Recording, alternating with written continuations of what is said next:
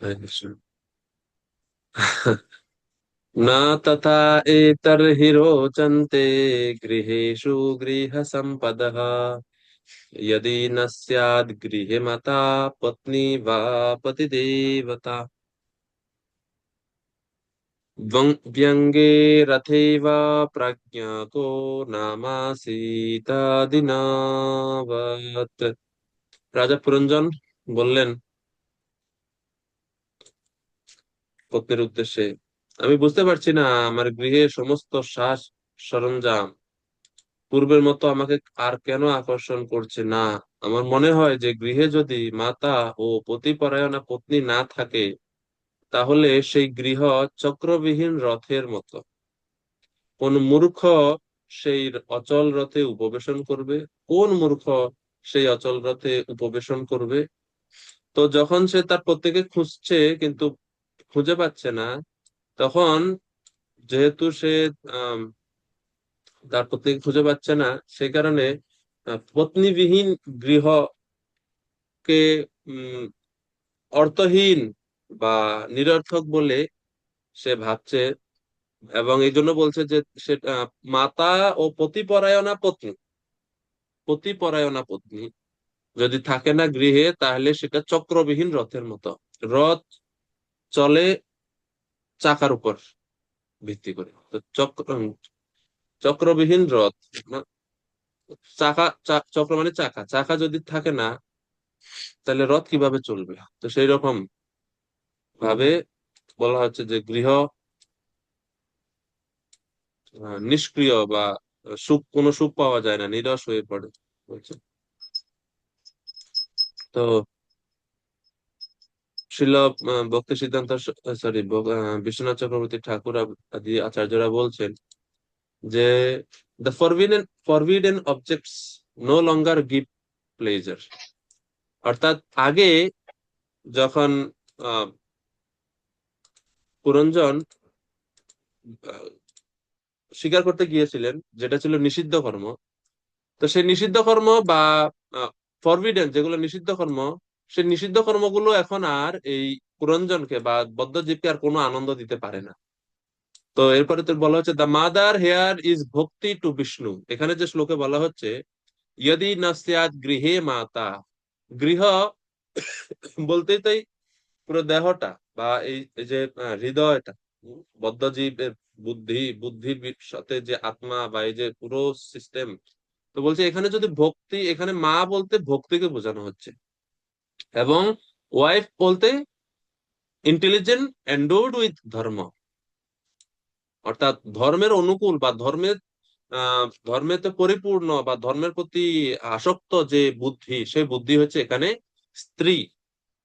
তো সেজন্য সে বলছে যে যদি গৃহে মাতা এবং পত্নী না থাকে, অর্থাৎ যদি একজন ব্যক্তির জীবনে যদি ভক্তি না থাকে এবং তার বুদ্ধি যদি তাকে ভগবত ভক্তির প্রতি আহ ভগবত ভক্তির প্রতি যদি তাকে ধাবিত না করে, তাহলে সেটা ব্যঙ্গে চক্রাদিহীনে বা ব্যঙ্গ রথে অচল হয়ে পড়ে, মানে কোনো কোনো ভ্যালু নাই। তো মা হচ্ছে বিষ্ণু ভক্তি আর পত্নী হচ্ছে ধর্মশীলা বুদ্ধি, এই জন্য। তো বিশ- আহ, বল- বিশ্বনাথ চক্রবর্তী ঠাকুর বলছেন যে রাজা পুরঞ্জন তার আহ অন্তঃপুরচারিণী, মানে যখন প্রাসাদে আসছেন পত্নীকে খুঁজে পাচ্ছেন না, তখন যারা অন্যান্য সেবিকা তাদের জিজ্ঞেস করছেন যে তোমাদের রানী কোথায়, কোথায় কেমন আছে, ভালো আছে কিনা। যখন খুঁজে পাচ্ছে না, তখন বিবেচনা করছে। রানীকে খুঁজে না পেয়ে জীব মানে পুরঞ্জন বিবেচনা করে এই শ্লোক 15 নম্বর শ্লোক বলছে যে আমার বুদ্ধিবৃত্তি সকল যদি আহ আমার বুদ্ধি এখন আর পাপ কর্মে কোনো সুখ খুঁজে পাচ্ছে না, বিষয় ভোগের মধ্যে কোনো সুখ খুঁজে পাচ্ছে না। সুখটা কোথায়? মা এবং পত্নীর কাছে। তো সেখানে মাকে, এখানে মাতা হচ্ছে বিষ্ণু ভক্তি এবং পত্নী হচ্ছে ধর্মশীলা বুদ্ধি। তো অঙ্গহীন বা চক্রহীন রথ যেরকম আহ কোনো কাজের না, তদ্রূপ গৃহে বা একজন ব্যক্তির জীবনে যদি বিষ্ণু ভক্তি না থাকে এবং ধর্মশীলা পত্নী বা ধর্মশীলা বুদ্ধি যদি না থাকে, তাহলে সেই ব্যক্তির দুঃখ ভোগের কোনো অভাব নাই। অর্থাৎ সেই ব্যক্তির জীবনে দুঃখের কোনো কমতি না যদি তার জীবনে এই দুইটা না থাকে। আমি যেরকম চাকা যদি না থাকে রথ দিয়ে আমি আমার গন্তব্যে পৌঁছাতে পারবো না, তদ্রূপ আমাদের এই জীবনের উদ্দেশ্য বারবার করে আমাদের প্রতিদিন করে শিল প্রভুপাদের গ্রন্থ অধ্যয়নের মাধ্যমে বৈষ্ণবদের কাছ থেকে বারবার বারবার শ্রবণের মাধ্যমে আমাদের প্রতিদিন এটা মনে করতে হবে যে আমাদের ভক্তি জীবনের বা আমাদের জীবনের সার্থকতাই হচ্ছে এটা যে ভগবত সেবায় পূর্ণরূপে মগ্ন হওয়া এবং ভগবানের কাছে ফিরে যাওয়া, কৃষ্ণ প্রেম লাভ করা। এটা প্রতিদিন মনে করতে হবে। এটা যদি না থাকে তাহলে বা এই লক্ষ্যে যাওয়ার জন্য কি দরকার? বিষ্ণু ভক্তি বা সাধন ভক্তি দরকার এবং ধর্মশীলা বুদ্ধি দরকার।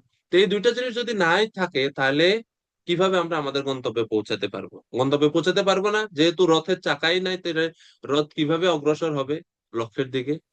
তো সেই কারণে এই শ্লোক খুবই সুন্দর। তো চাণক্য পণ্ডিত তিনি আহ অনেকটা এরকম, তিনি বলছেন মাতা ইয়স্য গৃহে নাস্তি ভার্যা চ প্রিয়বাদিনী অরণ্যম তেন গন্তব্যম যথারণ্য তথা গৃহম। তো বলছে যার গৃহে মা নেই এবং পত্নী অপ্রিয় ভাষিনী, মানে পত্নী কথা শুনে না, কথার উল্টা কাজ করে, অপ্রিয় এবং কড়া কড়া কথা বলে যে পত্নী, বলছে সেই গৃহের কর্তা যে আছে তার উচিত বনে গমন করা, বনে যাওয়া উচিত। কেন বনে যাবে? কারণ তার ঘর এবং বনের মধ্যে কোনো পার্থক্য নাই। বনে হিংস্র প্রাণীরা থাকে যাদের মধ্যে কোনো দয়া মায়া নাই। গৃহ তো সেম, মা নাই, পত্নী আছে কথা শুনে না, অনুগত না, অপ্রিয়বাদিনী, খালি খোঁচা দিয়ে কথা বলে, তাহলে তার গৃহটা তো বন্য প্রাণীতে পরিপূর্ণ। চাণক্য পণ্ডিতের কথা। তো শিল প্রভুপাদ আরো বলছেন এই শ্লোকের বাহ্যিক অর্থটাকে নিয়ে, যে মাতা এবং পত্নী যদি পতিপরায়ণা পত্নী না থাকলে তাহলে গৃহটা আহ সুখের হয় না। প্রভুপাদ বলছেন প্রকৃতপক্ষে স্ত্রী হচ্ছে পুরুষের শক্তি। ইতিহাস পর্যালোচনা করলে দেখা যায় প্রত্যেক মহান ব্যক্তির পিছনে রয়েছেন হয় তার মাতা অথবা পত্নী। ঘরে যদি সুশীলা পত্নী ও স্নেহময়ী মাতা থাকেন তাহলে গৃহস্থ জীবনে অত্যন্ত সাফল্যমণ্ডিত হয় গৃহস্থ জীবন। এই অবস্থায় গৃহস্থালীর সমস্ত কার্যকলাপ এবং সমস্ত সরঞ্জাম অত্যন্ত সুখদায়ক হয়। শ্রী চৈতন্য মহাপ্রভুর স্নেহময়ী মাতা এবং সুশীলা পত্নী দুই ছিল এবং তিনি তার গৃহে অত্যন্ত সুখী ছিলেন। তবুও মানব সমাজের কল্যাণের জন্য তিনি উভয়কে ত্যাগ করে সন্ন্যাস গ্রহণ করেছিলেন। পক্ষান্তরে বলা যায় গৃহে পূর্ণরূপে সুখী হতে হলে স্নেহময়ী মাতা ও পত্নী উভয়েরই আবশ্যক, তা না হলে গৃহস্থ জীবনের কোনো অর্থ থাকে না। খুবই গুরুত্বপূর্ণ ব্যবহারিক শিক্ষা ছিল প্রভুপাদ বলছেন এটা। 16 নম্বর শ্লোক। ঋষিকেশ প্রভু কৃপা করে অনুবাদ করুন।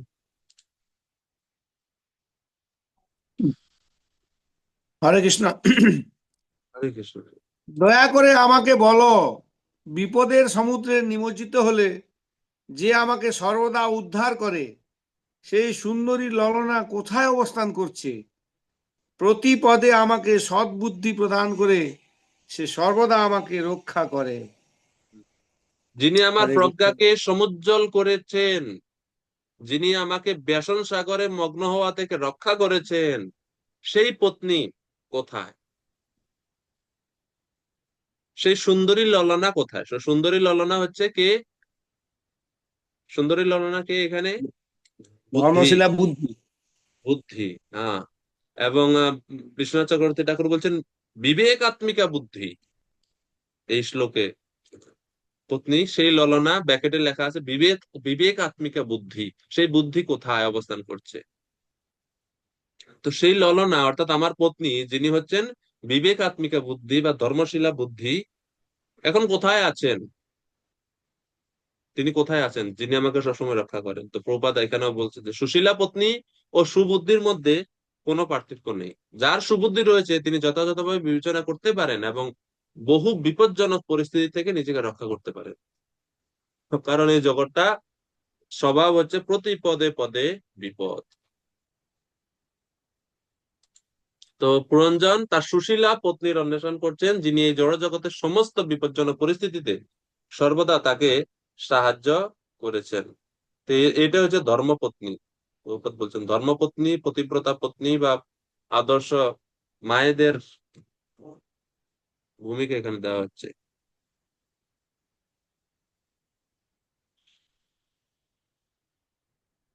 প্রভুপাদ বলছেন যে স্বাভাবিকভাবে প্রভুপাদ বলছেন স্ত্রী হচ্ছে আগুনের মতো এবং পুরুষ মাখনের মতো, কিন্তু কেউ যদি ধর্ম অনুসারে বিবাহের মাধ্যমে পতিব্রতা স্ত্রী প্রাপ্ত হন, তাহলে তিনি তাকে জীবনের বহু বিপজ্জনক পরিস্থিতিতে নানাভাবে সাহায্য করতে পারেন। এই প্রকার সুশীলা পত্নী সহ সমস্ত পরিবার যখন ভগবানের সেবায় যুক্ত হয়, তখন সেই গৃহস্থ আশ্রমে পরিণত হয়। খুবই গুরুত্বপূর্ণ গৃহস্থ আশ্রমের আহ কেমন আদর্শ হওয়া উচিত, শিলা প্রভুপাদ এখানে তাৎপর্য ব্যাখ্যা করছেন।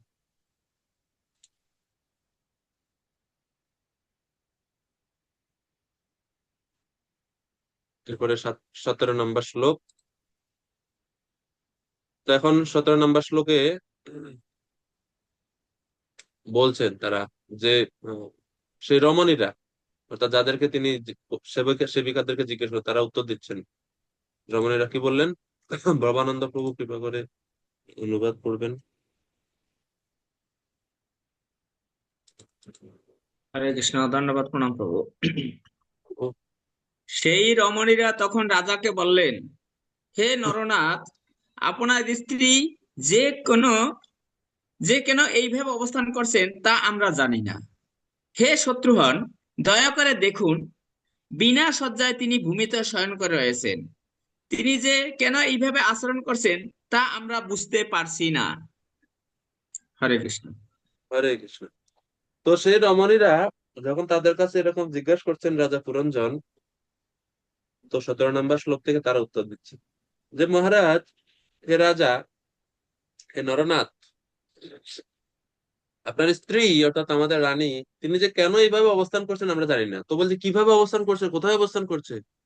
বলছে দেখুন, বিনা শয্যায় তিনি ভূমিতে শয়ন করে আছেন। তো কেন এরকম আচরণ করছে আমরা বুঝতে পারছি না। নিরবস্তারে নিরবস্তারে ভূতলে নিরবস্তারে শয়ানাম পশ্য শত্রুহন। হুঁ, অর্থাৎ ভূমিতলে। তো এর দ্বারা কি বোঝানো হচ্ছে? যে মাটিতে শুয়ে আছে। বিশ্বনাথ চক্রবর্তী ঠাকুর বলছেন, her bed made of flowers represents the heart on which the intelligence endowed with dharma lies.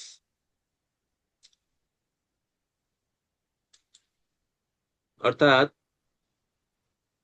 বলছে যে জীবের হৃদয়, জীব বা পুরঞ্জন, তার হৃদয় হচ্ছে এখানে সেই ভূমি। জীবের হৃদয় হচ্ছে বুদ্ধির, বিবেকাত্মিকা বুদ্ধির বা ধর্মশীলা বুদ্ধির পুষ্পসজ্জার মতো। কিন্তু সেই পুষ্পসজ্জা শায়িত না হয়ে ভূমিতলে শয়ন করে আছে।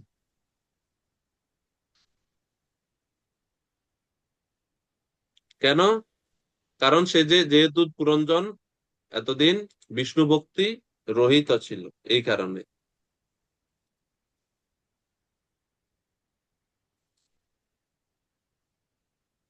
অর্থাৎ যেহেতু পুষ্পসজ্জা বা বিছানা, যেটা হচ্ছে জীবের হৃদয়, শুদ্ধ চিত্ত, সেটাতে তো বা পুরঞ্জন তো এতদিন ভক্তি বা ধর্মপথে ছিল না, নিষিদ্ধ কর্মে যুক্ত ছিল বা পাপ কর্মে যুক্ত ছিল। এই কারণে ভূমিদেবী, সরি, বা তার পত্নী, ধর্মশীলা পত্নী, তিনি মাটিতে শয়ন করে আছে। অর্থাৎ হৃদয়ে যথাযথ স্থান খুঁজে পাচ্ছেন না তিনি শয়ন করার জন্য। তো শিল প্রভুপাদ তাৎপর্য বলছেন, বা প্রভুপাদ এখানে দেখতে পাচ্ছি যে প্রভুপাদ যে এক্সটার্নাল যে ব্যাখ্যাটাই প্রভুপাদ এখানে দিচ্ছেন, যে মানুষ যখন দুইটাই দিচ্ছেন প্রভুপাদ এই তাৎপর্যে, এই শ্লোকে তাৎপর্যে প্রভুপাদ, মানুষ যখন বিষ্ণু ভক্তি রহিত হয় তখন সে বহু পাপ কর্মে লিপ্ত হয়। রাজা পুরঞ্জন তার পত্নীকে উপেক্ষা করে, গৃহত্যাগ করে পশু হত্যায় লিপ্ত হয়েছিলেন। এটি হচ্ছে সমস্ত বিষয়াসক্ত মানুষদের অবস্থা। তারা বিবাহিতা পতিব্রতা পত্নীর প্রতি যত্নবান হয় না, আর এই কারণেই তার ধর্মশীলা পত্নী বা বুদ্ধি মাটিতে শয়ন করে আছে অনাদরে। মাটিতে শয়ন করা মানে হচ্ছে অনাদর, অবহেলা বোঝাচ্ছে এখানে।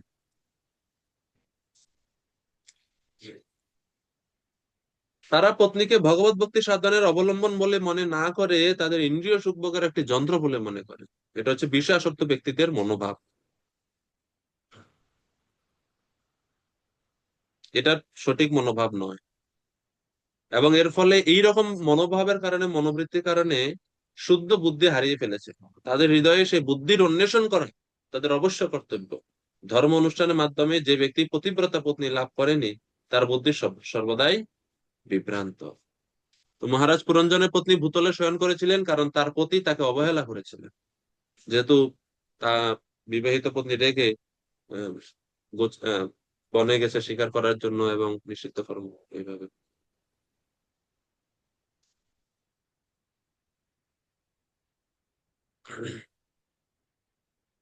তো আদর্শ পতি পত্নীর দৃষ্টান্ত শিল প্রভুপাদ এখানে দিচ্ছে।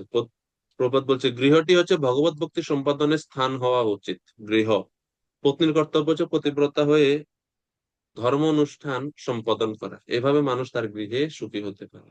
এই হচ্ছে আদর্শ ব্যবস্থা। তো এরকম ব্যবস্থাটা করাটা হচ্ছে সবচেয়ে মুশকিল।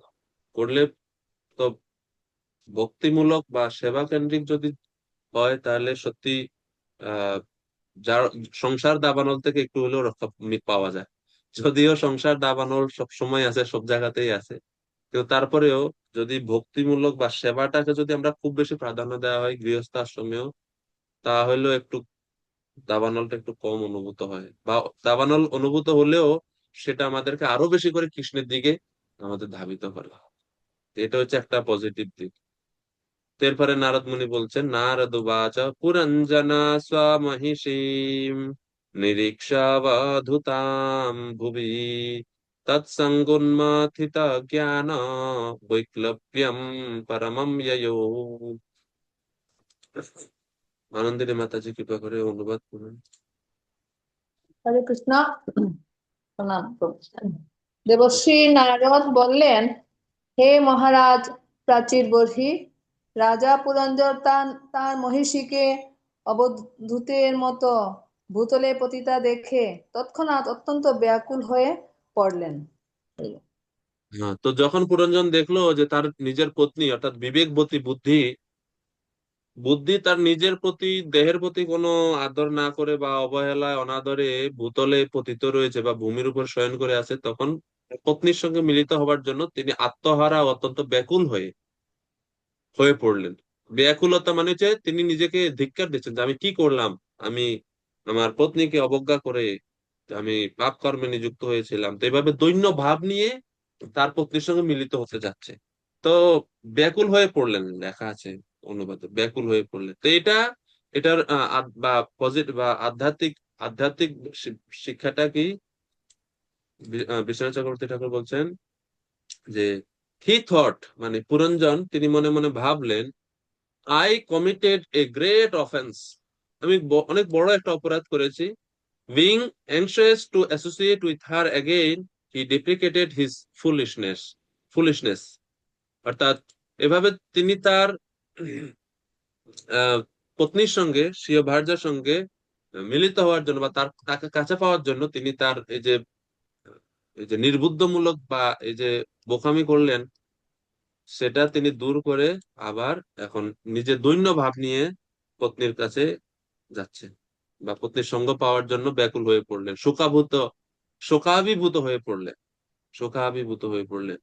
এই জন্য লেখা আছে অবধূতাম ভুবি, অবধূতের মতো তার পত্নী মাটিতে পড়ে আছে। অবধূত মানে পাগল, মানে যার পাগল কিরকম, শরীরের প্রতি কোনো যত্ন নাই, কাপড় চোপড় ছিঁড়া, ময়লা, চুল এলোমেলো, শরীর অপরিষ্কার, এরকম ভাবে মানে অবহেলা করে থাকে। তো বদ্ধ জীব আমরা কৃষ্ণকে ভুলে গিয়ে কোটি কোটি জন্মান্তর ধরে আমরা ভগবানকে ভুলে গিয়ে আমাদের প্রকৃত কর্তব্য ভুলে গিয়ে এইভাবে আমরা আমাদের বুদ্ধিকে অবধূতের মতো ফেলে রাখছি।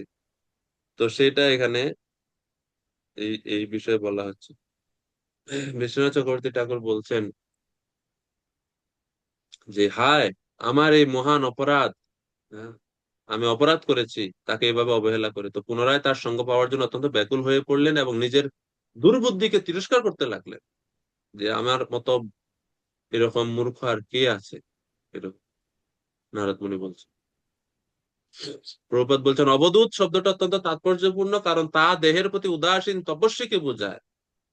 অবধূত শব্দের দুইটাই অর্থ, যেমন নিত্যানন্দ প্রভু, শ্রীমন নিত্যানন্দ প্রভু, বা আমরা দেখি জড় ভরত, ওনাদেরকে অবধূত বলা হচ্ছে, বা সুখদেব গোস্বামী অবধূত, যারা দেহের প্রতি কোনো যত্ন নাই, উদাসীন, দেহের সমস্ত প্রয়োজনীয়তা গুলো ওনাদেরকে প্রভাবিত করে না। আমরা যেরকম ক্ষুধা তৃষ্ণা ইত্যাদি দ্বারা আমরা প্রভাবিত হয়ে যাই, কিন্তু তারা এরকম হন না, দেহগত চিন্তা থেকে সম্পূর্ণরূপে ঊর্ধ্বে।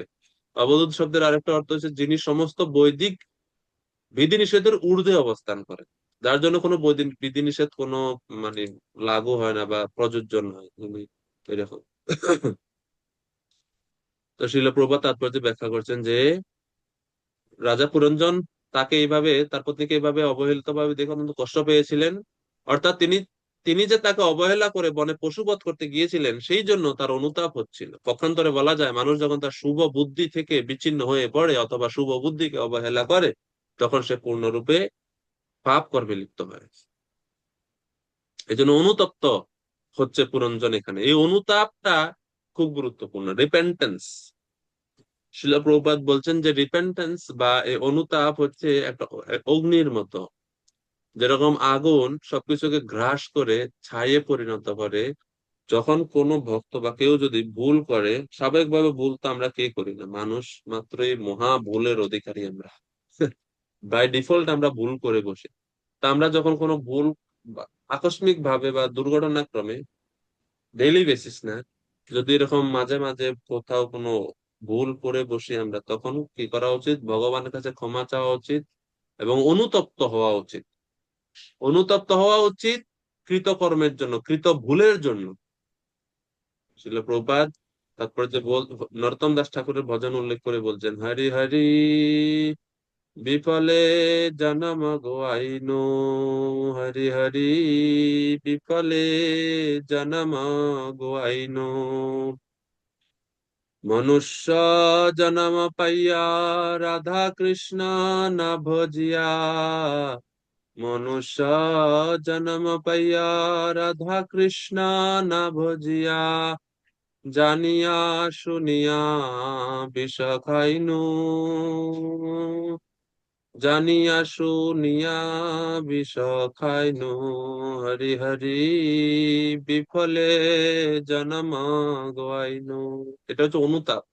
অনুতাপ করছেন যে আমি আমার জীবন বৃথায় গেল, আমি জেনে শুনে বিষ খেয়েছি, মনুষ্য জীবন পেয়েও রাধা কৃষ্ণ ভজন করলাম না। এই ভজনগুলো খুবই গুরুত্বপূর্ণ আমাদের ভক্তির। যখনই দেখবেন মনের মধ্যে যে কোনো কারণে হতাশা আসে বা কোনো দুশ্চিন্তা আসে, বা কোনো না কোনো না ভাবে আপনি মেন্টালি আপনি ডিস্ট্রাক্ট হন, আপনি বিচলিত হন, তা আমি অনুরোধ করবো এই আপনার যে কোনো একটা ভজন, ভক্তিগীতিতে অনেক অনেক ভজন আছে, যে কোনো একটা ভজন গাওয়া শুরু করেন, দেখবেন যে বৈষ্ণব আচার্যদের কৃপায় অনেক প্রশান্তি মনের মধ্যে বিরাজ করবে। এটা খুব প্র্যাকটিক্যাল। অনেক সময় হরে কৃষ্ণ মন্ত্র জপ করতে মন চায় না, হয় না? হয়তো কোনো কারণে মন বিচলিত হয়ে গেছে, বুদ্ধি বিচলিত, তখন হরে কৃষ্ণ মন্ত্র অনেক সময় করতে গেলে, যেহেতু আমরা এখনো, মানে আমি আমার কথা বলি, সেটা অত শুদ্ধ লেভেলে শুদ্ধ নাম জপ এখন আমরা করতে পারছি না, তো দেখা যাচ্ছে যে হরে কৃষ্ণ মন্ত্র তখন ওই সময় ভালো লাগে, বিরক্তি লাগে, হয় না? অনেক সময় জানি না আপনাদের হয় কিনা, আমার তো এরকম হয়। তো ওই সময় এই ভজন গুলো আমাদের খুবই কৃপা করে বৈষ্ণবাচার্যদের। যেমন ভুলিয়া তোমারে সংসারে আসিয়া পেয়ে নানাবিধ ব্যথা, বাপরে বাপ। অবস্থা খুবই আরো অনেক সুন্দর সুন্দর ভজন আছে। যাই হোক, 19 নম্বর শ্লোক। বিমলিনী মাতাজি,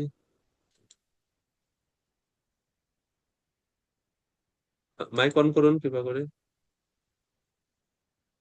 বলছি আমাদের এরকম আসে মাঝে মাঝে প্রভু মনে, তখন আপনি যে বললেন এই ভজনগুলো পড়তে, সেটা ভজনগুলো করতে ভজন করি না, তবে নিজে নিজে মুখে মানে নিজে বানিয়ে বানিয়ে ভগবানের কাছে কখনো চোখের জল ফেলে বলি। যাই হোক, বানিয়ে কোনো না বানিয়ে। কোনো ভাবে গাইলেই হয়েছে, যেটা হ্যাঁ। নিজের নিজের রচনা হলে তো আরো ভালো।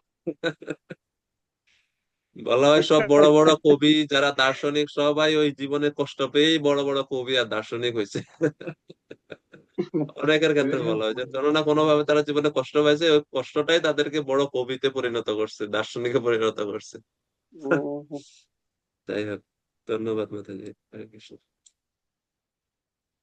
19 নম্বর শ্লোক। দুঃখিত অন্তরে রাজা তার পত্নীকে মধুর বচনে সান্ত্বনা দিতে শুরু করেছিলেন। যদিও তার অন্তর অনুশোচনায় পূর্ণ হয়েছিল এবং তিনি তাকে সান্ত্বনা দিতে চেষ্টা করেছিলেন, তবুও তার প্রিয় পত্নীর প্রণয়জনিত কোপের উপশমের কোনো লক্ষণ দেখা গেল না। এখন তো পুরঞ্জন চেষ্টা করছে তার পত্নীকে সান্ত্বনা দেওয়ার জন্য, সরি বলছেন, আমার ভুল হয়ে গেছে, ক্ষমা করে দাও, আর নেক্সট টাইম হবে না, ক্ষমা চাচ্ছে বা তাকে সান্ত্বনা দেওয়ার চেষ্টা করছে, কিন্তু প্রণয়জনিত কোপের কোপের উপশমের কোনো লক্ষণ দেখা গেল না। প্রণয়জনিত কোপ।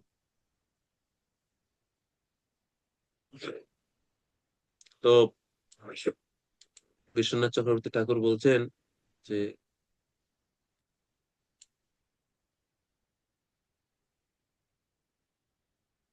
স্বীয় স্ববুদ্ধিকে পরিত্যাগ করার জন্য পুরঞ্জন বা জীব অনুতপ্ত হৃদয়ে মধুর বাক্যের দ্বারাতে সান্ত্বনা দেওয়ার চেষ্টা করছে, কিন্তু ব্যর্থ হচ্ছে।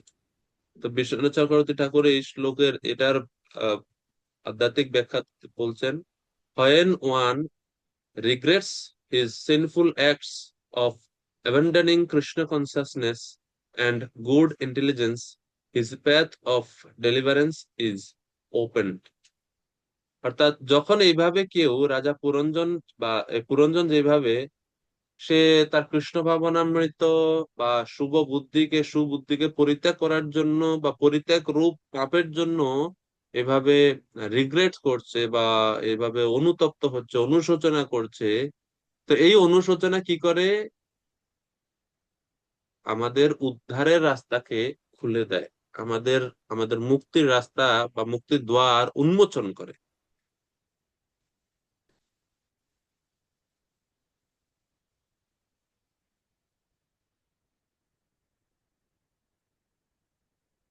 প্রভুপাদ বলছেন, কেউ যখন কৃষ্ণ ভক্তি ও শুভ বুদ্ধি পরিত্যাগ করে পাপ কর্মে লিপ্ত হওয়ার জন্য অনুতপ্ত হন, তখন তার জড় জগতের বন্ধন থেকে মুক্ত হওয়ার দ্বার খুলে যায়। পরাভবস্তাবদ অবোধ যাবৎ যাবৎ অবোধ জাত যাবন্ন জিজ্ঞাসত আত্মতত্ত্বম। পঞ্চম স্কন্ধে পঞ্চম অধ্যায়ের 5 নম্বর শ্লোক। এভাবে অনুতপ্ত হওয়া উচিত আমাদের। শ্লোক নম্বর 20। পুরঞ্জন অনুনয় বিনয়ে অত্যন্ত নিপুণ রাজা ধীরে ধীরে তার মহিষীকে সান্ত্বনা দিতে শুরু করেছিলেন। প্রথমে তিনি তার পদযুগল স্পর্শ করেছিলেন, তারপর তাকে তার কোলে স্থাপন করলেন, গভীরভাবে আলিঙ্গন করেছিলেন এবং তাকে এইভাবে বলতে শুরু করেছিলেন, এভাবে রিকোয়েস্ট করছেন। তো Puranjan being expert in flattery slowly appeased her, অর্থাৎ তিনি ধীরে ধীরে তাকে সান্ত্বনা দিতে লাগলেন। তো এর দ্বারা বোঝা যাচ্ছে যে জীব তখন সে দৃঢ়তা মানে সে প্রতিজ্ঞাবদ্ধ হয় যে from today I will no longer use my intelligence for enjoying sinfully, অর্থাৎ এভাবে দৃঢ়তা বা প্রতিজ্ঞাবদ্ধ হয় মনে মনে যে আমি আজকে থেকে আর আমার বুদ্ধিকে এই শিকার কার্যে অথবা জড় বিষয় উপভোগ করার জন্য বা পাপ কর্মে আমি আমার বুদ্ধিকে যুক্ত করব না। এটা হচ্ছে এই এই যে পুরঞ্জন ধীরে ধীরে তার পত্নীকে সান্ত্বনা দিতে লাগলেন, এটার অর্থ। এরপরে এই যে বলা হচ্ছে প্রথমে তিনি তার পদযুগল স্পর্শ করেছিলেন, তো এর দ্বারাতে বোঝাচ্ছে যে হার 2 feet রিপ্রেজেন্ট গিভিং আপ অহংকার অ্যান্ড রেসপেক্টিং দ্য ডিভোটিস। অর্থাৎ এই যে সে যে তার রানীর বা স্ত্রীর দুই দুই পদযুগল স্পর্শ করছেন, এটা বোঝায় যে এই দুই দুই চরণ ইঙ্গিত করে, কি ইঙ্গিত করে? অহংকার এবং ভক্তদের শ্রদ্ধা বা সম্মান জানানোকে ইঙ্গিত করে। তো এই দুটাকে প্রথমে রাজা পুরঞ্জন গ্রহণ করলেন। তিনি তার অহংকার বাদ দিলেন, অহংকার বর্জন করলেন, জড় অহংকার বা মিথ্যা অহংকার বর্জন করলেন রাজা পুরঞ্জন বা জীবাত্মা, এবং ভক্তদের সম্মান জানাতে শুরু করলেন। কেননা চরণ স্পর্শ করা মানে সম্মান জানান। তো ভক্তদের, কেননা ভক্তিটা শুরু হয় বা কৃষ্ণ ভাবনামৃত শুরু হয় ভক্তদের কৃপার ফলে, ভক্তদের সম্মান জানানোর মাধ্যমে শুরু হয়। তো এই জন্য এই দুই চরণ, এই যে প্রথম বললো তার পদযুগল স্পর্শ করলেন, যুগল মানে হচ্ছে দুই, তো দুই চরণ স্পর্শ করলেন মানে এই দুইটা জিনিস, অহংকার ত্যাগ করলেন আর ভক্তদের শ্রদ্ধা সম্মান জানানো শুরু করলেন, সাধুজনের প্রতি সম্মান। তো রাজা কি বলা শুরু করলেন তার ধর্মশীলা পত্নীকে, সুশীলা পত্নীকে? পুরঞ্জন বাচা, পুরঞ্জন 21 থেকে 26 নম্বর শ্লোকে রাজা পুরঞ্জন প্যাসিফাইজ হিজ কুইন, রাজা পুরঞ্জন তার রানীকে সান্ত্বনা দিলেন 21 থেকে 26 নম্বর শ্লোকের মাধ্যমে। অজিত কেশব প্রভু কৃপা করে শ্লোক নম্বর 21 অনুবাদ করুন। কৃষ্ণ। রাজা পুরঞ্জন বললেন, হে কল্যাণী, প্রভু যখন তার ভৃত্যকে নিজের লোক বলে মনে করেন কিন্তু তার অপরাধের জন্য তাকে দণ্ড দেন না, তখন সেই ভৃত্য অবশ্যই মন্দ ভাগ্য। তো এই শ্লোকে যে বলা হচ্ছে যে হে কল্যাণী, মানে রানীকে বলছে, হে প্রিয়ে, প্রভু যখন তার ভৃত্যকে নিজের লোক বলে মনে করেন কিন্তু তার অপরাধের জন্য তাকে দণ্ড দেন না, তখন সেই ভৃত্য অবশ্যই মন্দ ভাগ্য। তো এটা দ্বারা বোঝাচ্ছে যে an unfortunate servant is not punished by his master for his offenses, but you have punished me by your anger. তো এর দ্বারা মানে পুরঞ্জন বলছে যে যে ভৃত্যকে প্রভু নিজের মনে করে না, সেই ভৃত্যকে তিনি কি করেন না, দণ্ড দেন না। এর মানে গুরু বা সিনিয়ররা তাকেই ভর্ৎসনা করেন, তাকেই দণ্ড দেন যাকে তারা বিশ্বস্ত এবং আহ বিশ্বস্ত এবং অনুগত মনে করেন, প্রিয় মনে করেন। যেরকম এর উদাহরণ আমরা কোথায় দেখি? শ্রীমদ্ ভাগবতমে আহ পৃথু মহারাজের যজ্ঞস্থলিতে। পৃথু মহারাজ যজ্ঞস্থলিতে যখন এভাবে পৃথু এবং ইন্দ্রের মধ্যে পরস্পর দ্বন্দ্ব চলছে, ব্রহ্মাজি আসেন মধ্যস্থতা করার জন্য। ব্রহ্মাজি এসে কি করলেন? তিনি উপদেশ দিলেন কাকে? ইন্দ্রকে না দিয়ে তিনি পৃথু মহারাজকে বলছেন তুমি যজ্ঞ বন্ধ করে দাও। কেন তিনি এই নির্দেশ পৃথু মহারাজকে দিচ্ছেন? পৃথু মহারাজের তো কোনো দোষ নেই, কারণ ব্রহ্মা জানেন যে ইন্দ্র কথা শুনবে না। তো দণ্ডটা কাকে দিলেন? পৃথু মহারাজকে দিলেন। এটা দ্বারা কি বোঝালো? যে পৃথু মহারাজকে তিনি হৃদয় থেকে কত ভালোবাসেন সেটা। কিন্তু পুরঞ্জন বলছে কিন্তু আমাকে তুমি দণ্ড দিয়েছো এবং সেটা আমার ভালোর জন্য। কিভাবে দণ্ড দিলে? ওই যে ক্রোধ প্রদর্শন করছো, এই যে ক্রোধ প্রদর্শন করছে এখন রানী, এই জন্য বলছে but you have punished me by your anger. তো এর থেকে কি শিক্ষা? এর কথা থেকে আমরা কি কি শিক্ষা লাভ করতে পারি? এর থেকে বোঝা যাচ্ছে যে পুরঞ্জন নামের যে জীবাত্মা বা যে ভক্ত, সাধক ভক্ত, ভক্ত মনে মনে ভাবে the Lord himself has punished me to teach me. ভগবান নিজে আমাকে দণ্ড দিয়েছেন আমাকে শেখানোর জন্য, আমাকে আমার ভুল শুধরানোর জন্য। I will not give up my proper intelligence again. আমি কখনো আমার বুদ্ধিকে, আমার যথার্থ বুদ্ধিকে আর কখনো আমি পরিত্যাগ করব না। আমি কখনো আমার প্রাণীকে এভাবে পরিত্যাগ করে যাব না। এটা হচ্ছে এই শ্লোকের থেকে আমরা এই শিক্ষা লাভ করতে পারি। অর্থাৎ রানীকে বা পুরন্দন বলতে যাচ্ছে যে আমি ভাগ্যবান, আমাকে তুমি প্রিয় ভাবো, এই জন্য আমার প্রতি তুমি ক্রোধ দেখাচ্ছ। তোমার ক্রোধ দেখে আমি আহ চলে যাব না, আমিও ক্রোধ দেখাবো এরকম না, আমি আমার ভুল বুঝতে পারছি। এইভাবে শিল প্রভুপাদ তাৎপর্য বলছেন, বৈদিক সভ্যতায় গৃহপালিত পশু ও ভৃত্যদের নিজ সন্তানের মতো বলে মনে করা হয়। পশু ও শিশুদের অনেক সময় দণ্ড দেওয়া হয়, সেই দণ্ড প্রতিশোধ নেওয়ার মনোভাব নিয়ে দেওয়া হয় না, অনুরাগ বশত দেওয়া হয়। এরপরে প্রভুপাদ বলছেন, এইভাবে পুরঞ্চন তার প্রতি তার মহিষীর দণ্ডকে তার কৃপা বলে মনে করেছিলেন। তিনি নিজেকে রানীর সবচাইতে বিশ্বস্ত সেবক বলে মনে করেছিলেন। তার মহিষী তার পাপ কর্মের জন্য, অর্থাৎ তাকে গৃহে ফেলে রেখে বনে মৃগয়ার যাওয়ার জন্য তার প্রতি কুপিত হয়েছিলেন। রাজা পুরঞ্জন সেই দণ্ডকে তার পত্নীর প্রকৃত প্রেম ও অনুরাগ বলে মনে করেছিলেন। তেমনি কেউ যখন প্রকৃতির নিয়মে ভগবানের ইচ্ছায় দণ্ডিত হয় তখন বিচলিত হওয়া উচিত নয়। সেটি হচ্ছে প্রকৃত ভক্তের বিচার। ভক্ত যখন কঠিন পরিস্থিতিতে আসেন, ভক্তের কি বিচার? তত্তেনুকম্পাম সুসমীক্ষমানো ভুঞ্জানযেবাত্মকৃতম বিপাকম হৃদ্বাগ বপুর্ভি বিদধান নমস্তে জীবে তয়ো মুক্তিপদে সদায় ভাগ। এই হচ্ছে ভক্তের দৃষ্টিভঙ্গি। যেরকম রাস্তায় যখন গাড়ি চলে তো স্পিড ব্রেকার আসে, আর যদি যান তো ধাক্কা লাগে না, ঠাক করে ব্যথা লাগে অনেক সময়। কিন্তু যে গাড়িতে শক অ্যাবজর্বার আছে বা স্প্রিং গুলা খুব শক্তিশালী, স্পিড ব্রেকারের উপর দিয়ে গেলেও অনেক সময় অত বোঝা যায় না যে কিছু নিচে সমস্যা হয়েছে, বোঝা যায় না, কেন ওই শক অ্যাবজর্বার সব নিজের শকটা নিয়ে অ্যাবজর্ব করে নেয় এবং যাত্রী বা ড্রাইভার বুঝতে পারে।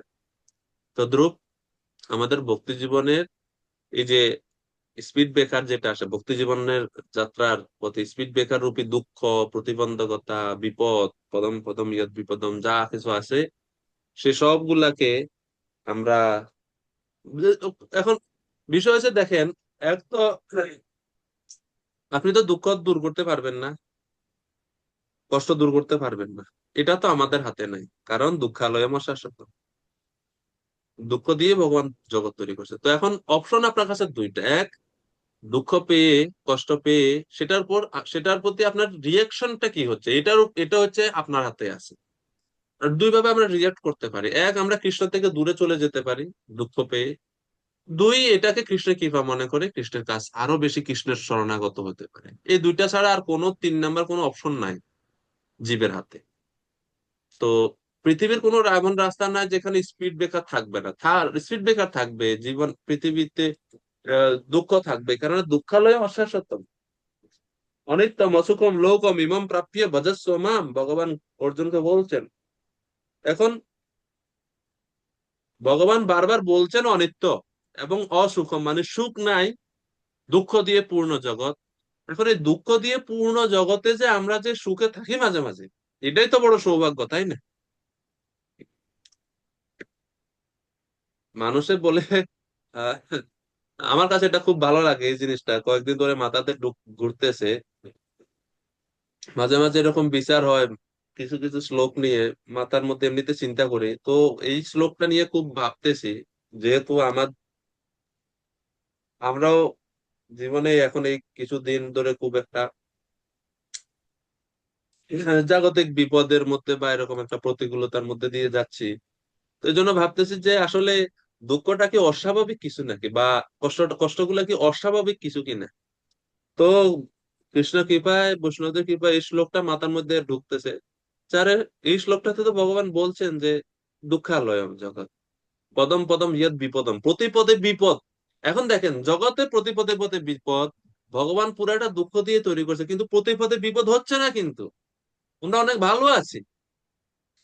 তো দুঃখের জায়গায় যে ভালো আছি এটাই তো আশ্চর্য। দুঃখটা তো আশ্চর্য হওয়ার কথা না। কথা কি বলেন? এক এক সপ্তাহের মধ্যে আপনার হয়তো একদিন মন খারাপ যাচ্ছে বা 2 দিন মন খারাপ যাচ্ছে, 5 দিন আপনি ভালো আছে মন। তো এটাই তো আশ্চর্য না? আরে এত ভালো কিভাবে আছে আমি? ভগবানটা তো এটা বলা উচিত না যে এত দুঃখ কেন দিয়েছেন আমাকে, কারণ দুঃখটা স্বাভাবিক। আপনাকে ইনজেকশন দিছে যদি কোনো ব্যথা না লাগে, এটা স্বাভাবিক। এটা অস্বাভাবিক, সরি, এটা স্বাভাবিক না। ইনজেকশন দিলে ব্যথা একটু লাগবেই, এটা হচ্ছে স্বাভাবিক বিষয়। এখন আপনাকে ইনজেকশন দিচ্ছে কিন্তু আপনি ব্যথা অনুভব করতেছেন না, এটা একটা অস্বাভাবিক ব্যাপার, তাই না? তো সুখ যে আমরা পাই এই পৃথিবীতে থেকেও, এটা একটা অস্বাভাবিক জিনিস। তো কোনো সময় তো ভগবানকে এটা বলা উচিতই না তাইলে, যে কেন এত দুঃখ দিচ্ছেন আমাকে, কারণ ভগবান বলে দিচ্ছেন বাবা জগৎ দুঃখের, যেই হোক না কেন। তো বিষয় হচ্ছে এটা। তো এই জন্য এই শ্লোক হিজ হোলিনেস চন্দ্রমৌলি স্বামী গুরু মহারাজ, তো উনি বলেন যে এই শ্লোক এটা হচ্ছে আহ কণ্ঠে ধারণ করে রাখা উচিত সবসময়, সবসময় এটা থাকা উচিত, জপ করা উচিত এই শ্লোক, এই শ্লোক তত্ত্বে অনুকম্পা। কেননা প্রতিদিনই দুঃখ হয়, প্রতিদিনই কোনো না কোনো মনে কষ্ট হয়, তখন এই এই মন্ত্র, যেরকম আপনার জ্বর আসলে আপনি একটা ওষুধ খেয়ে নেন, না পা বা প্যারাসিটামল কিছু একটা। জ্বর আসছে, ওর কোনো অসুস্থতার লক্ষণ, গা সর্দি সর্দি হচ্ছে, একটা ওষুধ খেয়ে নেন। দুঃখ আসছে, ওষুধ খেয়ে নেন। ওষুধটা কোনটা? তত্ত্বেনুকম্পাম সুসমীক্ষমানো ভুঞ্জানযেবাত্মকৃতম বিপাকম ঋগ্বাদ বপুর্ভি বিদদান্নমস্তে জীবে তয়ো মুক্তিপথে সদায় ভাগ। এটা হচ্ছে ওষুধ, ওষুধ এটা। 22 নম্বর শ্লোক, ঈশ্বর প্রভু কৃপা করে অনুবাদ করুন। হরে কৃষ্ণ প্রভু, দণ্ডবত প্রণাম। অনুবাদ করেন প্রভু। হে কৃতাঙ্গী, প্রভু যখন ভৃত্যকে দণ্ড দেন তখন ভৃত্যের কর্তব্য হচ্ছে তা পরম অনুগ্রহ বলে মনে করা। যে ভৃত্য তাতে ক্রোধ করে সে নিশ্চয়ই অজ্ঞ, কারণ সে জানে না যে সেটি হচ্ছে বন্ধুর কর্তব্য। হরে কৃষ্ণ। এই যে শ্লোকগুলো, এগুলো আমরা কিভাবে, এটা আমরা আমাদের ভক্তি জীবনে, বিশেষ করে যখন আমাদের ঊর্ধ্বতন কেউ, সিনিয়র কেউ আমাদেরকে কোনো কারণে আহ, কিছু শাসন করে বা কিছু ছোটখাটো দণ্ডদান করে, তখন আমরা এই বিচার নিয়ে, এই বিচার বা এই দৃষ্টিভঙ্গি থেকে সেটাকে আমরা আমরা গ্রহণ করবো। ঠিক আছে, আগের শ্লোক 21 নম্বর শ্লোক, 22 নম্বর শ্লোক এটা, যে প্রভু যখন ভৃত্যকে দণ্ড দেয়, আগে বলছে যে প্রিয় মনে না করলে দণ্ড দেয় না, এর মানে দণ্ড দিছে আমাকে, মানে উনি আমাকে প্রিয় মনে করেন, নিজের মনে করেন। এটা হচ্ছে প্রথম কথা। দুই, যখন দণ্ড দেন তখন ভৃত্যের কর্তব্যটা কি? অনুগ্রহ বলে মনে করা। পরমা অনুগ্রহ দণ্ড ভৃত্যেষু প্রভুনার্পিতা বালো নবেদ তন্মি বৃদ্ধ কৃত্যম অমর্ষণঃ। ভৃত্য তাতে ক্রোধ করা উচিত নয়। যদি সে ক্রোধ করে তাহলে সে হচ্ছে অজ্ঞ ভৃত্য, অজ্ঞ সেবক। সে বুঝতে পারছে না যে তার ভালোর জন্য এটা করছে। ঠান্ডার দিন, বাচ্চা, ছোট ছোট বাচ্চারা জল নিয়ে খেলতেছে খুব বেশি, মা ঠাস করে দিছে গালের মধ্যে, উঠ, বলছে কয়েকবার, জল থেকে উঠতেছে না, বা খালি পায়ে হাঁটতেছে, ঠান্ডা লাগাইতেছে, তো যখন কথা শুনছে না তখন মা একটা মারছে, আলতো করে, আদর করে। তো এটা এমন না যে মা সন্তানকে ভালোবাসে না, সন্তানকে ভালোবাসে বলেই মারছে, এটা ভালোবাসার মায়ের। তারপর যেন তাকে এই একটা একটু অল্প কষ্ট দিয়ে তাকে বড় অসুখ থেকে বা বড় অসুখ হওয়া থেকে মা তাকে বাঁচাচ্ছে। তো এভাবে আমাদের যারা গুরুজনেরা আছেন, তারা আমাদেরকে এইভাবে দণ্ড দেন, এবং সেই দণ্ড পেয়ে আমরা কখনো ক্রোধান্বিত যেন না হই বা তাদের বিরুদ্ধ আচরণ যেন না করে বসি।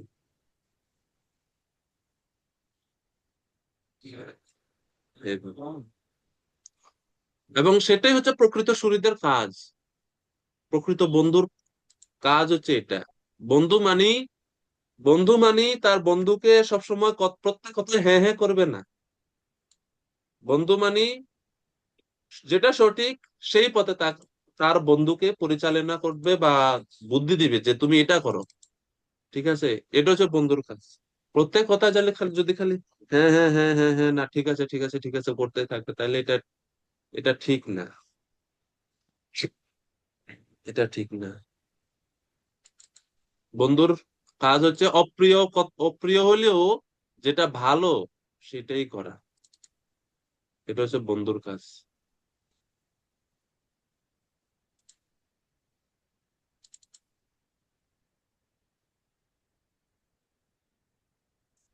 যেরকম আমরা উপদেশামৃতে আমরা দেখি না যে প্রীতি বিনিময়ের 6টা লক্ষণ রূপ গোস্বামী বলছেন। তো সেখানে বলা হচ্ছে যে এই যে, এই যে 4 নম্বর শ্লোকে যে দদাতি প্রতি গৃহ্ণাতি, ওই শ্লোকে বলা হচ্ছে যে ভক্তদের বন্ধু বা যে ভক্ত সঙ্গে আমরা থাকি, সেই বন্ধু গ্রহণ বা সেই ভক্ত সঙ্গটা খুব ভালো করে বিচার করা উচিত।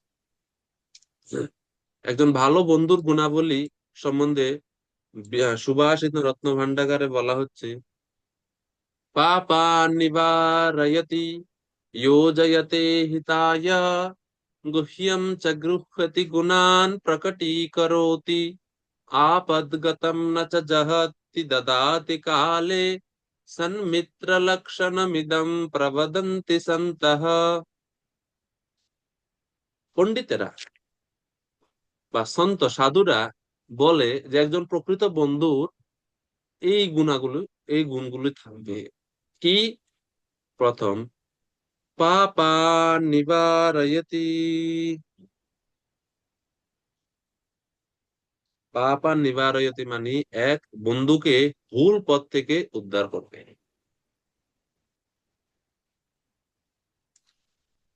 তারপরে দুই, ইয়ো জয়াতে হিতায়, বন্ধুকে কল্যাণকর পথে নিযুক্ত করবে বা ভালো কাজে ভালো পথে নিযুক্ত করবে।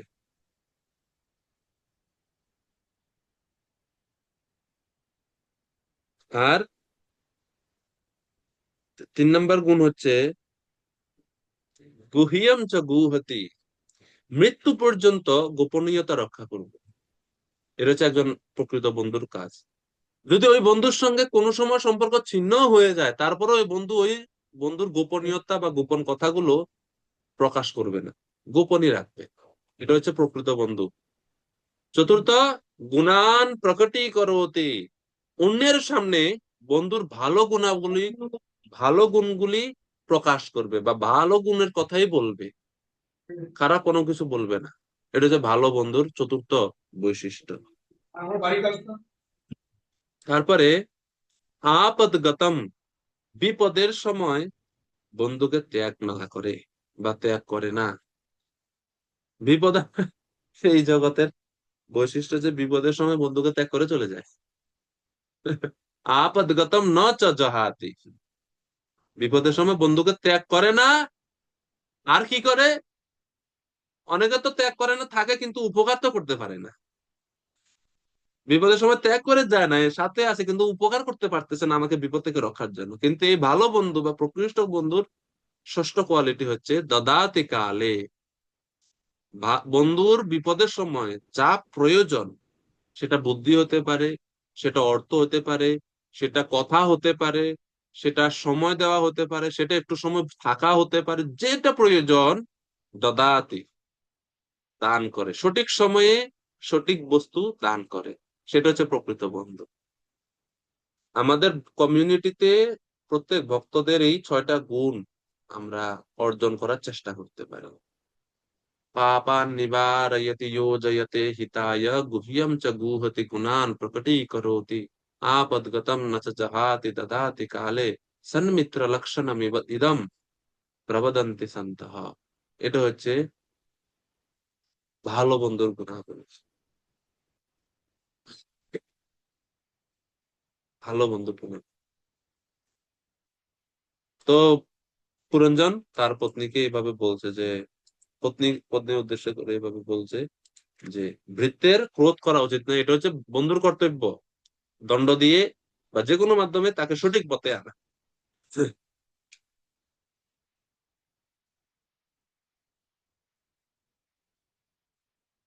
ঠিক আছে। তো এই শ্লোকের 22 নম্বর শ্লোকের অর্থটা এখানে যেটা হচ্ছে যে, যে ব্যক্তি দণ্ডিত হয়ে বিষণ্ণ হয় সে ব্যক্তি অত্যন্ত অজ্ঞ বা মূর্খ।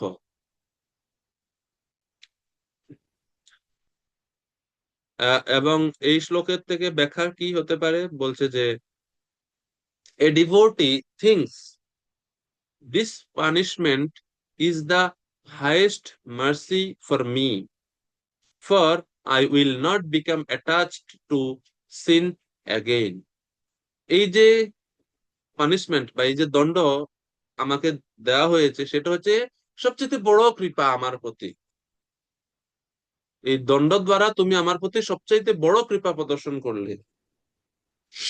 I will not become attached to sin again, এর ফলে আমি আর কখনো পাপ কর্মের বা পাপ পূর্ণ বাসনার প্রতি আর আকৃষ্ট হব না।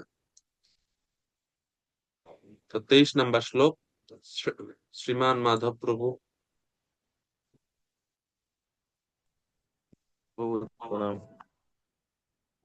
হে প্রিয়, হে সুদর্শনায়, তোমার আকর্ষণীয় কার্যকলাপের ফলে তোমাকে অত্যন্ত চিন্তাশীল বলে মনে হচ্ছে। দয়া করে তোমার এই ক্রোধ পরিত্যাগ করে আমার প্রতি কৃপাবশত হও এবং অনুরাগ ভরে একটু হাসো। তোমার সুন্দর মুখমণ্ডল যখন আমি তোমার মধুর হাসি দর্শন করি এবং তোমার ঘন নীল সুন্দর কেশদাম ও তোমার উন্নত নাসিকা দর্শন করি এবং তোমার মধুর বাক্যালাপ শ্রবণ করি, তখন তুমি আমার কাছে কাছে আমার অধিক সুন্দর হয়ে উঠো এবং তার ফলে তুমি আমাকে গভীরভাবে আকর্ষণ করো এবং কৃতার্থ করো। তুমি হচ্ছে তোমার পরম আদরিণী প্রিয়তমা। হরে কৃষ্ণ। হরে কৃষ্ণ। একটু বড় হয়ে গেছে অনুবাদটা, হ্যাঁ? যাই হোক, তো রাজা পুরঞ্জন এভাবে তার পত্নীকে প্রশংসামূলক বাক্যের দ্বারা শান্ত করার চেষ্টা করছেন। Please give up your anger and show your beautiful face, your sweet words, smiling glances and blue hair attract me. অর্থাৎ, হে আমার প্রিয় পত্নী সুদর্শনা, তুমি তোমার ক্রোধ পরিত্যাগ করো, একটু হাসো, একটু সুন্দর মুখমণ্ডল আমাকে দেখাও। এইভাবে তো এর মানে পজিটিভ বা আধ্যাত্মিক ভাবে কি শিক্ষা বলা হচ্ছে? এ ডিভোটি প্রেজ, একজন ভক্ত এভাবে প্রার্থনা করে। কি প্রার্থনা করে? That is certainly my previous intelligence. এই হচ্ছে আমার পূর্ব সুবুদ্ধি, আমার ভক্তিশীলা বা ভক্তি পরায়ণা বুদ্ধি, ধর্মপরায়ণা বুদ্ধি। May she become favourable and steady. আমার সেই পূর্বের সেই যে ধর্মশীলা যে বুদ্ধি, সে বুদ্ধি যেন আমার প্রতি আবার প্রসন্ন হয়, যেন আমি তাকে আবার ফিরে পাই।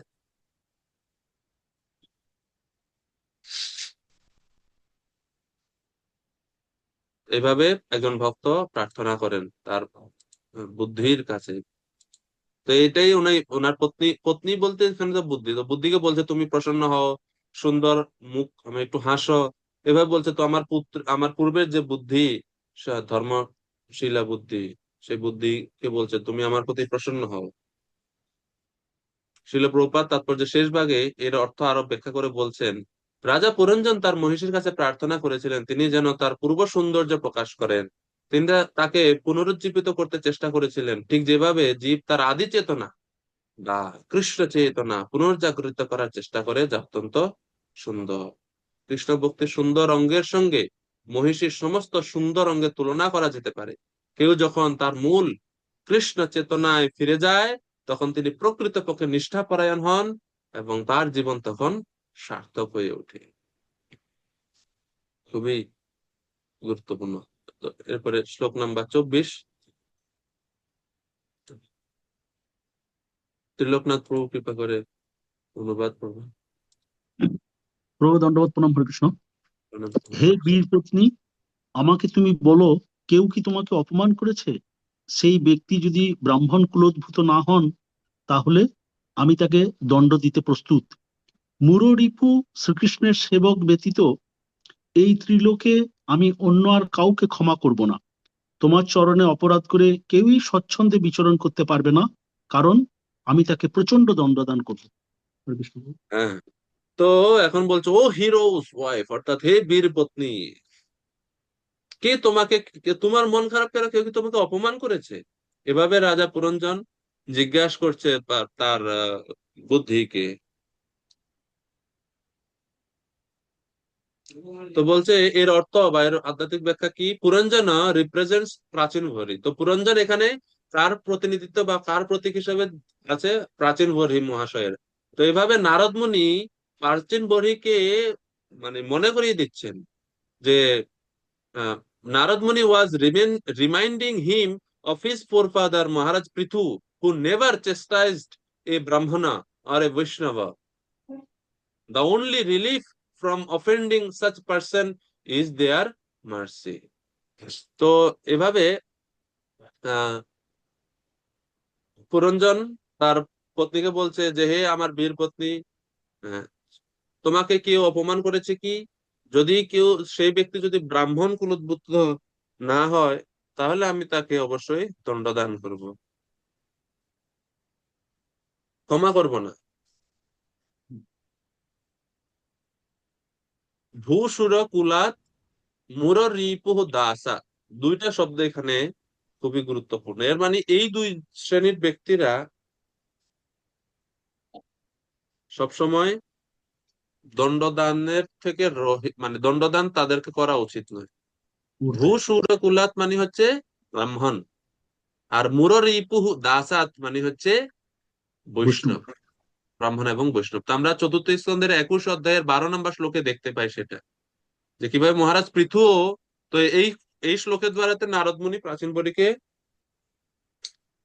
আহ প্রাচীন বরিকে মনে করে দিচ্ছেন তার পূর্ব বংশীয় যে মহারাজ পৃথুর কথা, যে পৃথু মহারাজ সবসময় ব্রাহ্মণ বা বৈষ্ণব থেকে কখনো তিনি শাস্তি বা কখনো দণ্ডদান করতেন না, তারা এর বাইরে ছিলেন, থাকতো। তো শিল প্রপাতে যে মুর রিপু দাসাত, এই শ্লোকের ব্যাখ্যা করছেন যে এই বৈদিক সভ্যতায় ব্রহ্মজ্ঞান সমন্বিত ব্রাহ্মণ এবং মূর নামক অসুরের শত্রু শ্রীকৃষ্ণের ভক্ত রাষ্ট্রের আইনের অতীত, অর্থাৎ ব্রাহ্মণ ও বৈষ্ণব যদি রাষ্ট্রের আইন ভঙ্গ করেন তবুও তারা দণ্ডনীয় নয়। যদিও বর্তমান সময়ে তো এটা প্রয়োগ করা যায় না, এটা তো কিন্তু মহারাজ পৃথুর, যুধিষ্ঠির মহারাজ, অম্বরীশ মহারাজ আদি মহান ভক্ত রাজর্ষি যারা ছিলেন তাদের সময় এরকম হতো। মূল কথা প্রভুপাদ তাৎপর্য কিছু বলছেন যে কেউ যদি কৃষ্ণ চেতনা যদি জড়জাগতিক পাপ কর্মের দ্বারা আচ্ছাদিত থাকে, তাহলে কেবল হরে কৃষ্ণ মহামন্ত্র কীর্তন করার ফলে সেই পাপ দূর করা যায়। কিন্তু কারো কৃষ্ণ চেতনা যদি ব্রাহ্মণ বা বৈষ্ণবদের চরণে অপরাধ করার ফলে কলুষিত হয়ে যায়, তাহলে তো যতক্ষণ পর্যন্ত না সে বৈষ্ণব বা ব্রাহ্মণের চরণে ক্ষমা ভিক্ষা করে, ততক্ষণ তার প্রসন্নতা বিধান করে সেই অপরাধ থেকে মুক্ত না হওয়া যায় না। ততক্ষণ পর্যন্ত সেই কৃষ্ণ চেতনাও পুনর্জাগরিত করা যায় না। তো এইভাবে বৈষ্ণব অপরাধ থেকে মুক্ত হতে হলে একমাত্র বৈষ্ণবের কৃপাই হচ্ছে একমাত্র উপায়, এছাড়া দ্বিতীয় কোনো উপায় নাই। এরপর 25 নম্বর শ্লোকে তো মহারাজ পুরঞ্জন আরো বলছেন, নায়িকা মাতাজি কৃপা করে অনুবাদ করবেন 25 নম্বর শ্লোকে। হরে কৃষ্ণ, প্রণাম প্রভুজি। প্রিয়ে, ইতিপূর্বে আমি তোমার মুখ কখনো তিলকবিহীন দেখিনি। এই রকম বিষণ্ণ, অনুজ্জ্বল ও স্নেহশূন্য মুখ কখনো দর্শন করিনি। তোমার সুন্দর স্তনযুগল আমি কখনো অশ্রুসিক্ত দেখিনি, এবং বিম্ব ফলর মতো রক্তিম তোমার অধর এইভাবে রক্তিম আভাশূন্য হতে ইতিপূর্বে আমি কখনো দেখিনি। হরে কৃষ্ণ। তো প্রভুপাদ বলছে স্ত্রী লোকেরা যখন সাজেন তাদের অত্যন্ত সুন্দর দেখ। তো শয্যাহীন অবস্থায় পত্নী অর্থাৎ বুদ্ধিকে এখানে বোঝাচ্ছে। তো 25 নম্বর শ্লোকের আধ্যাত্মিক ব্যাখ্যাটা সম্বন্ধে বলা হচ্ছে, this condition indicates that the intelligence was not pleased as she formerly was, অর্থাৎ আগের মতো বা পূর্বের প্রথম দিকের মতো সে তার যে বুদ্ধি এখনো সন্তুষ্ট হয়নি তার প্রতি, সেই জন্য তার পূর্বের সৌন্দর্য এখনো ফিরে আসেনি, এরপরে 26 নম্বর শ্লোক, সর্বশেষ এই অধ্যায়ের সর্বশেষ শ্লোক, তন্মে প্রসীদ সুহৃদা কৃতকিলবিষস্য স্বৈরম গতস্য মৃগয়াম ব্যসনাতুরস্য কাদেবরম বশগতম কুসুমাস্ত্রবেগ বিশ্রস্তপুংস্ন উষিতি ন ভজেত কৃত্য। হে রানী, আমার পাপ পূর্ণ বাসনার ফলে আমি তোমাকে জিজ্ঞাসা না করে বনে শিকার করতে গিয়েছিলাম, তাই আমি তোমার কাছে অপরাধ করেছি। তবুও আমাকে তোমার সবচাইতে অন্তরঙ্গ ভৃত্য বলে মনে করে আমার ত্রুটি মার্জনা করে আমার প্রতি প্রসন্ন হও। বাস্তবিক পক্ষে আমি অত্যন্ত দুঃখী, কিন্তু কামদেবের বাণের আঘাতে আমি অত্যন্ত কামার্ত হয়েছি। কোন সুন্দরী রমণী তার কামুক পতিকে ত্যাগ করে তার সঙ্গে মিলিত হতে অস্বীকার করবে? এই বলে পুরঞ্জনের এই অধ্যায়ে শেষ করছেন। তো এই শ্লোকের ব্যাখ্যাতে বিশ্বনাথ চক্রবর্তী ঠাকুর বলছেন যে just as a woman does not give up her lover who was done wrong, the dharmic intelligence should not give up the jiva. অর্থাৎ এই শ্লোকে, যেহেতু এটা রূপক কাহিনী, তো এজন্য একজন বিষয় আসক্ত প্রতিপত্তির মতো করে এখানে উপস্থাপন করা হচ্ছে, কিন্তু মূল মেসেজটা হচ্ছে এটা যে পুরঞ্জন বলছে যে যেরকম একজন পত্নী তার স্বামীকে কখনো ত্যাগ করে না, স্বামী যদি কোনো ভুল করেও থাকে তাকে ক্ষমা করে দেয় আবার আসে, তো তদ্রূপ যে ধর্মশীলা যে বুদ্ধি, সে বুদ্ধিও যেন কখনো জীবকে ত্যাগ না করে। এই জন্য উনি অনুরোধ জানাচ্ছে যে আমি অত্যন্ত তোমার প্রতি অত্যন্ত অনুগত, তোমার একজন বিশ্বস্ত ভৃত্য বলে আমাকে মনে করো, কৃপা করে আমাকে ত্যাগ করো না এভাবে।